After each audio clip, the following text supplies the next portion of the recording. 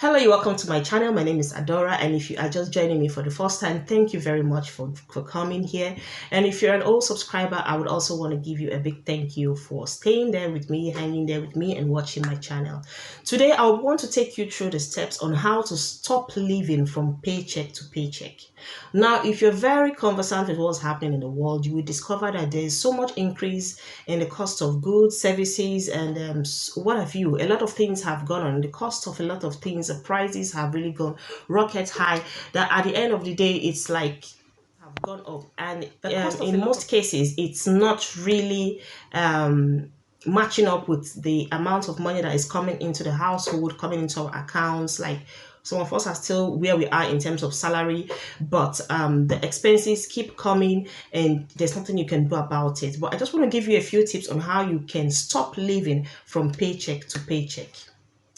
First of all, you have to identify where the bulk of your income goes to. What exactly are you spending money on? What exactly are you buying? Where exactly is your money going to? When you get paid weekly or monthly, what exactly is the first thing your money goes out to? How much exactly leaves your account? You should be able to know all this, because from knowing exactly what you are spending, where your money is going to, then you'll be able to curtail the movement that goes to and through your account. You'll be able to measure up, or you'll be able to caution yourself in the way you spend. It's not just a matter of pumping money into the account, bringing in money and having a lot of credit into your account, but where exactly is the money going to? What are you doing with money? So you should be able to identify exactly what is the bulk expenses you are making that takes this money away from you. Secondly, try as much as possible to pay up your debt, be it partially or fully. If you have enough money to pay it off fully, that's good. But if not, you can pay it instrumentally, but it will be very important if you could make it a point of duty. Take it up as a goal, take it up as a responsibility, take it up as a target. Say, okay, from now to 6 months time, from now to 8 months time, I want to pay off my debt. I want to pay off, or I want to pay it partially, I want to pay it fully, whatever it is. If it's your credit card you're owing, if it's some expenses and you have made in the past and you've not finished paying, if it's some rents or bills or whatever household expenses you have made and you know you are still owing, it will be very important to see if you could settle those debts first. Because believe it or not, these debts have a way of affecting our income, it has a way of affecting our finances, and it has a way of affecting your plans. You will find out that even when you decide to save some money, maybe to invest or do something, by the time you remember that you have one or two debts hanging out there, and then you keep getting letters and letters reminding you to pay off your debts, you become unsettled, you become uncomfortable, you see yourself as not wanting to achieve that particular goal you had in mind first, because you are confused, you don't know what to pay first, you don't know where exactly the money should go to. So my second advice is try as much as possible to pay your debts, be it partially or fully. Thirdly, try as much as possible to create a budget. You see, a lot of us spend just as the money comes in. Once the money hits your account, that's it. You just start spending, the direct debit just starts going off, and that's all that happens. But it's important if you try and create a budget. Try and create a budget for every expenses you need to make. It's good for you to know that, okay, this is where my money is going to, this is what I plan to do, this is what I intend to use the money to do. It's always good to create a budget. Now, it's not just about creating a budget, but sticking to that budget. Sticking to that budget. If, for instance, you plan, okay, in the month of September, I would like to buy a car. I would like to change the family car. Now, once you're paid, or rather, once you know you have had enough money for that particular goal, that particular target, good. Take the money from it and buy the car. If you know you have brought out, for instance, £2,000 for that car, make sure you do not get any car above £2,000. Make sure you do not buy anything, no matter how tempting it might be. You could walk into the car garage and see other cars that are finer than the particular car you have in mind, but they might be more expensive. Buy the particular car that has that price tag in your mind. Create a budget for every expenses that goes out of your house, out of your account, out of your money, or what have you, but try to stick with it. When you create a budget, it makes it easier for you to work with. It makes it easier for you to know what you're spending, what you're saving, and what you are investing. The next one is reduce your expenses. Now, if you know you do not need a particular item, goods or services, you do not have to buy it. Stick to what you need, not what you want. Don't buy a pair of shoes just because it's in vogue, or just because it's trending, or just because it looks good, or just because a friend of yours have it. But buy it because you need to buy it. Maybe you need to use it for your work. You need to use it for a particular event that is very, very important to you. But let it be a need, not a want. Try as much as possible to stick to things that are very important. Stop wasting money on irrelevant things, on irrelevant services, on irrelevant issues, on irrelevant goods. Because by so doing, you discover that when you cut down on your expenses, when you try to stick to issues or to stuff that are very most important, you are able to save better. You should be able to have a priority. Don't just spend because the money is coming in. Don't just spend because you have it in your account. Don't just spend because you think you can always spend it because people are spending it. If you spend because people are spending the money, you have no idea if they have their own savings elsewhere. You have no idea if they're investing. You have no idea what they're doing with the bulk of their money. But when you follow them, you might run into a ditch. So try as much as possible to stick to your needs. Reduce your expenses. Reduce your income. Reduce anything you know that you will spend money on that is not of importance to you.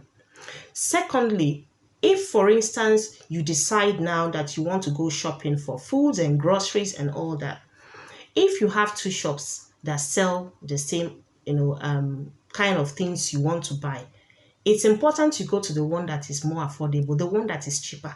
In most cases, these two shops might be selling the same thing for different prices.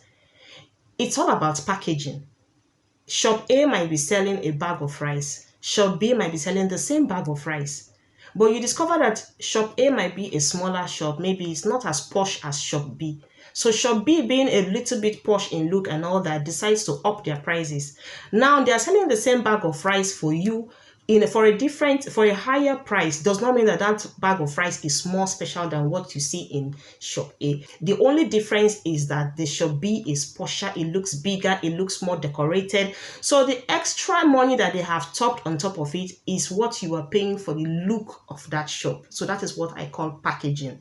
Reduce your expenses and save more money. The next thing to do is try as much as possible to introduce a side hustle to your day job. Now, there are so many things one can do. Don't say, oh, what can I do? There's nothing I'm good at. You must have something you are good at. You must have a hobby. You must have something you can do by the side, and that you can transform to give you a little extra income. At least that will supplement whatever is coming, the major bulk of money that is coming into your account. Try to have a little side income. Can you make hair? Can you do makeup? Can you make people up for events? Can you sell stuffs? You can sell a lot of unwanted items you have in your house, be it your children's old shoes, your old clothes, your children's old toys, old refrigerators, old TV, anything you know you're not using again in the house. Get rid of them. Do not throw them away. You can exchange them for money. Sell something, do something, have something by the side, have a second means of income. In these days we're living in, nobody is actually living or surviving by just one stream of income. People are diversifying. People are looking for extra means of income, extra means of survival. So try and introduce a side hustle so that it will supplement whatever is coming to the house. The next one is pay yourself. Now, when I mean pay yourself, a lot of people ask, how do I pay myself? It's my money already, so how do I pay myself? When I mean pay yourself, I mean have some form of savings. Now, even though the money is already entering your accounts, a lot of us don't have our own savings. Like, they don't have some savings for the rainy day. But I make sure I put away at least 30% of my wages as my own salary, as my own payment, as my own savings for the future. The next one is stop living above your means. Life is not a competition. neither is it a race. Live below your means. If, for instance, you're earning $5,000 in a month, I see no business of yours buying a car of $10,000. I see it as no business of yours buying a shoe worth $5,000. Meanwhile, you're earning the same $5,000. Try and live below your means. Do things below, work with that 5K you have. Work with the money that comes into your hands. Live below your means. Try as much as possible not to follow the trends, because that's one of the things that gets us into trouble. Everybody wants to do what everybody's doing. Everybody wants to spend. Everybody wants to stop wasting money. There's no time for that again. By the time you look back and see how much you have spent, how much you have wasted, you begin to realize that, oh, I wish I knew. I would have kept all that money. I would have invested in it. I would have done something reasonable with it. And that is when the regrets start coming in. So live below your means. Don't do things because people are doing it. Don't overspend. Don't spend so much and then up to the extent that you are now looking for how to borrow money to pay back because you are owing below your means. The next one is cut your costs. Now, if you live, for example, you live in the UK, cut your costs. Go for things cheaper. If you're paying your water bill, look for other companies that are offering cheaper costs, cheaper prices, cheaper services for you. If you're paying your car insurance, look for companies that have competitive prices. Look for companies that will give you something at a very great discount, at a very great rate. Don't stick to that expensive one. If you're paying your mobile internet or phone internet, look for companies that still have a very good quality network, but that can still come down. That can give you a better deal. That can give you a better price. Don't stick with that big name of telecommunications you are used to, or you're hearing people advertise just because it has a name. You should go for the price. You should go for the difference in cost. You should go for anything that has a greater discount. By so doing, you must have saved some money for yourself. The last but not the least is take advantage of sales, take advantage of discounts. When you walk into a shop and you see them having their sales or their discounts on certain items, that's the best time to purchase. That's the best time to grab those deals. Don't wait until the sales is over before you buy them at a higher rate. Stick with those deals. Keep an eye, keep your ear to the ground and listen for when they have their deals, their sales, their discounts, and trending. And then at that point, what you might have bought, maybe for instance at £100, you see yourself buying it for like 20 or 30 pounds. That's a great deal. That's a lot of money you have saved. So by so doing, you discover that you are buying the same quality item you would have bought at a higher price, but at a lower price, at a cheaper rate, and it's the same quality, it's the same services, it's the same benefit you're getting from it all. So by so doing, you see that you are beginning to have some form of savings. Savings is not difficult. Savings is not a very hard thing to do. It's all about you have to be accountable. It's all about accountability, and you have to be disciplined. It takes a lot of discipline to save. It takes a lot of discipline to keep money, because money itself does not want to be kept. It wants to be spent.